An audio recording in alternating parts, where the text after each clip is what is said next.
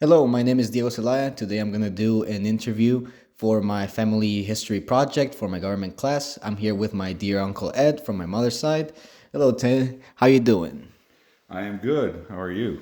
Everything well. Today we're going to ask you a series of questions to see what was your life before and after you moved to Texas. So I'm going to ask you a little bit about your childhood. How did you grow up?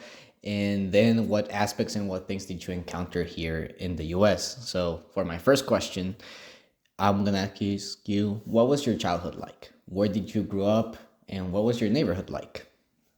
So it was a great childhood. I grew up in the banana farms in Honduras, uh, where they grew the Dole brand bananas. My father was a civil engineer in the irrigation department for the company. And I grew up in a compound with American kids and expats and American employees that would work in the tropics, uh, keeping the company and helping the product uh, grow healthy and being shipped to the States after that. And then uh, my first experience with the US was August 12th, 1978. I came to Texas for the first time and went to Houston to, my brother was going to college at the University of Houston, and then I went to visit my uncle and cousins over in Nacogdoches, Texas. So it was my first experience with this wonderful state. So you could say that most of your childhood or most of your life, you've always been involved in some influence from the U.S., like a Texan, and La Ceiba being a port for a lot of international people, it faced with a lot of Americans, right, at the time. So Yeah, absolutely. okay, so for my second question is, do you know when or why did if any of your family ancestors moved to the US, or what was the reason mainly that you moved to the US? Well, so after completing my high school years in the American school or Mazapan School in La Ceiba in Honduras, I came to college to the States and I got a degree in architecture here. I lived in Houston, Texas for 6 years, where I attended the University of Houston. And then I worked as I got a different jobs through the process as internships and whatnot. And then I decided to go back to Honduras and establish some experience with local architects, and then establishing my own firm. And then after many years of working over there, as my kids grew up, I have two children, Gabriel and Pamela.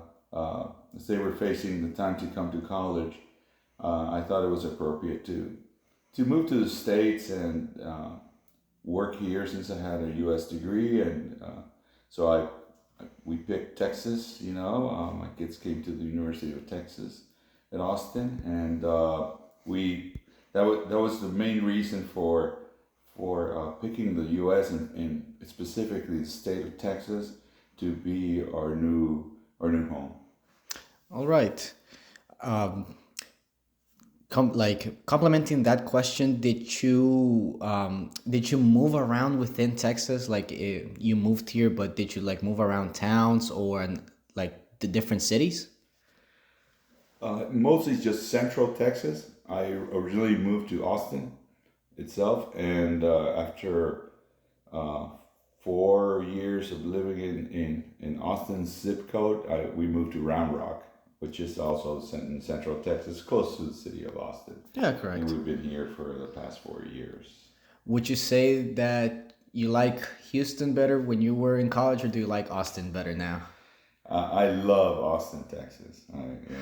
My heart is in the city. I love it. Uh, I want to ask you this kind of a kind of hard question. When you moved here to the US, did you experience any kind of hardships, any kind of poverty, racism, any form of discrimination because of your background, or what was your experience like in between Americans as an international man? Uh, I would say that my experience has always been. Uh, I cannot say I have ever experienced racism or, and I've been blessed to have never experienced poverty. We've always had work and have always had uh, the acceptance of my employers and my coworkers and friends, and in general, the people in Central Texas and Texas all around are very friendly, very, I would say, amiable, accepting people that go forward to lend a hand and help. It's just a great culture overall. I've never experienced any type of racism. There's, like everywhere in the world, there's people that are difficult and angry and hold themselves, uh, have their beliefs, but that has never been my problem. I know I've seen it with other people, but with myself, I've been lucky enough to say it's always been good. That is good to hear because a lot of people, when they move to the States, they kind of face some harsh discrimination, or a lot of people move here without anything with them. So getting to start up their lives here can be a huge stepping stone. So always the first step is gonna be the hardest, to establish yourself a life here. But It is hard. We started when we moved here. Me and my wife, uh, and we have the testimony of sharing this with people. We had only one mattress, and that was it in the apartment. We were starting from zero. We came with a couple $100, and I was lucky enough with my degree and my credentials and my experience to quickly got hired for a good job, and I was able to work myself up to establish myself and establish our family. that is great. A lot of families face that first first challenges, and I'm glad to see it, and I'm honored that I'm going to hear this, that I have the privilege of hearing this whole story. And Yeah, like any other family, you just rose up from zero. You had to redo your life again, and absolutely. and you see how it's gained its fruits, And family came together. My uncle Jimmy and my cousin Carlos. I helped. They sent us an TV. My brother helped us with some money. Just our Texan family. Supported us at the very beginning, and people and neighbors were always very nice. So, and Gabriel's friends were always there to lend us a hand when we moved from our apartment to the house. Uh, Andrew, Gabriel's coworker, Gabriel just asked, "Can you help us move?" Of course, and he showed up the very next day with his truck and ready to help. And it was a big move. No help, no helping or movers. Just us three boys, and then some other friends from Hutto showed up and helped us move. It was good. a few guys and a few beers. Yeah, and it's just the way people here Yeah. in Texas. I guess everywhere in the world, if you have friends, they'll help you. But what I noticed, particularly in this city, it's just people will stop doing what they have planned on that weekend and just help give you a helping hand, and that's incredibly, uh, really really nice. That, yes, that is the Texan hospitality that I've so heard about. That Yeah. that is that treat people with kindness and service. Talking about a little bit of family, I only have two more questions left. Is there any ancestors that you have that had like a notable life or an interesting life for you, like one of your family members that has impacted you, like that you think that they are really really notable for you? Of course. Uh, First and foremost, my father. He was the great example of, for him, education was the pinnacle of anyone's life. If he could give us a good education, he knew he was giving us the ticket to a successful life.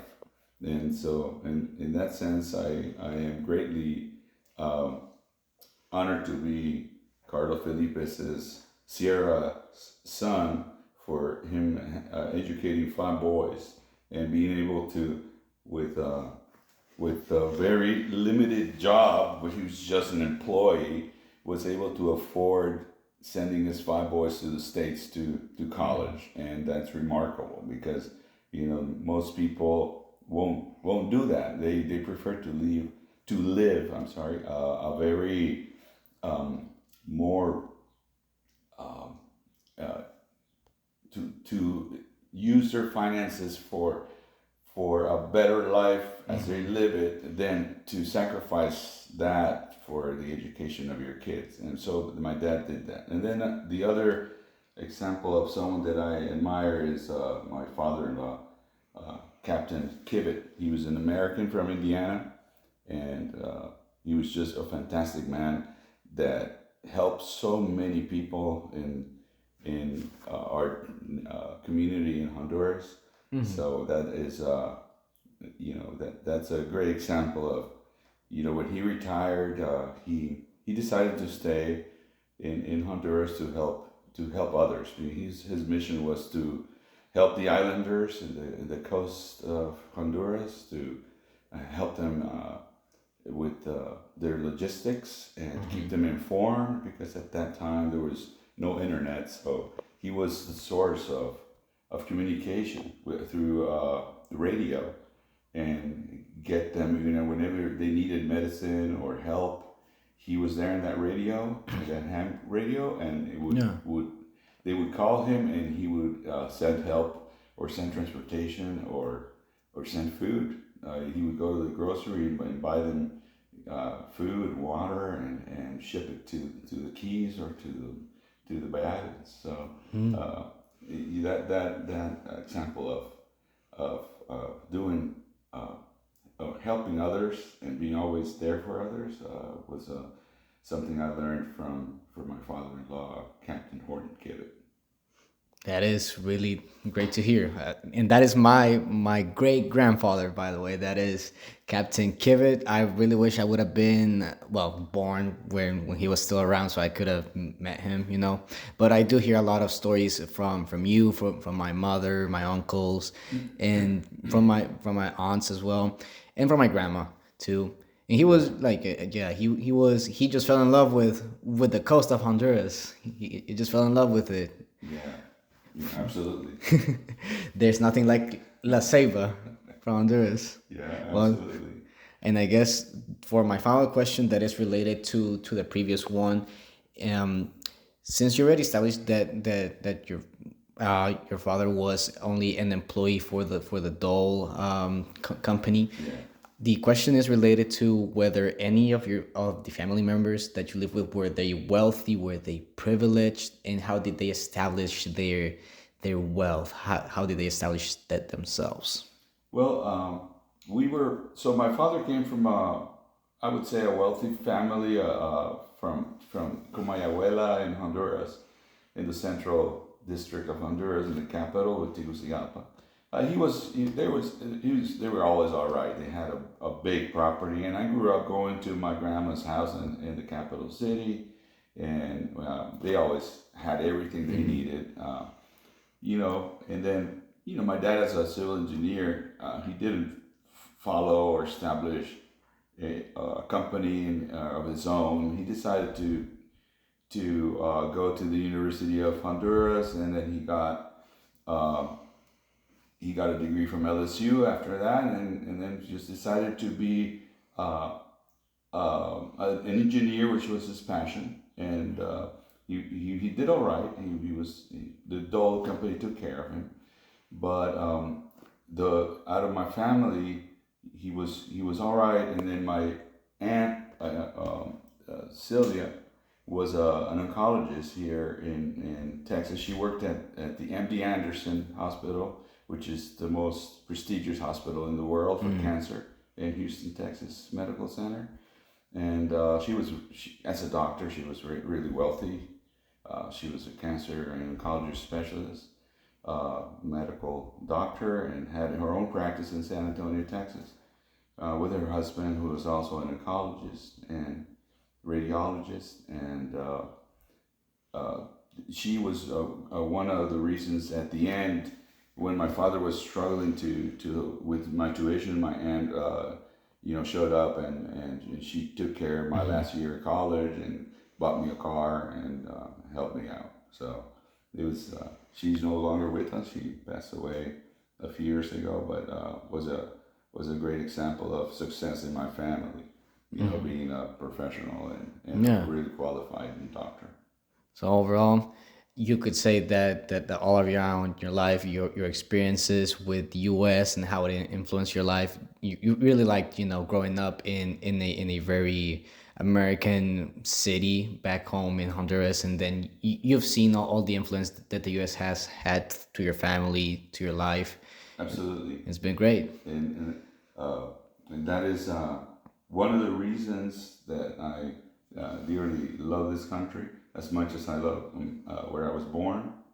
Now, as a U.S. citizen, I feel proud and honored to uh, be be part of this country and honored to be a Latin American that has a deep love for Latin culture and tremendous admiration for the Texan culture, the Texan flag, and a really appreciation of overall Texan culture. It's just fantastic. I would say I can't complain. We have the best food, Tex-Mex food. Oh yeah. We have the best music. We live in a city where like music capital of the world. It's just overall a great time and place to be. Oh yeah. Any last messages for the people hearing us? Go Longhorns. Yeah, it's Texas has great schools, and my favorite college for football is of course University of Texas. But UT. we have our rivals. Luckily, they're not from Texas. Our rivals are from Oklahoma. OU sucks. But I appreciate U of H Cougars. I'm a Cougar. I appreciate the rest of the schools in Texas, and I think we have a whoever goes to the University of Houston, UT, Texas A&M, Texas Tech, North Texas. I mean, you're all going to get a good education. So it's a great place to be. It's a great state to come. And I would encourage you, if you're not from here, to visit Texas. Go to Round Top, Fredericksburg, Dallas. It's just a great state to travel. And I go to San Antonio to the Riverwalk, and go to Houston and to the Village. Walk around Rice University. It's just a great state overall, and it's got a great future for young people because it's growing. It's the tech is incredible, and it's just the best state to live. And I've been around, and I could say this is probably top to 10 states to live in America. Oh yeah, go Texas, baby, the Lone Star State. Thank you very much, Uncle Yeah. Ed, for your information, for Welcome. everything about your childhood, your life, how you grew up. It's been a pleasure hearing this, and it's gonna be a pleasure for everyone out there that's gonna hear this interview. Thank you very much. Thank you. All right.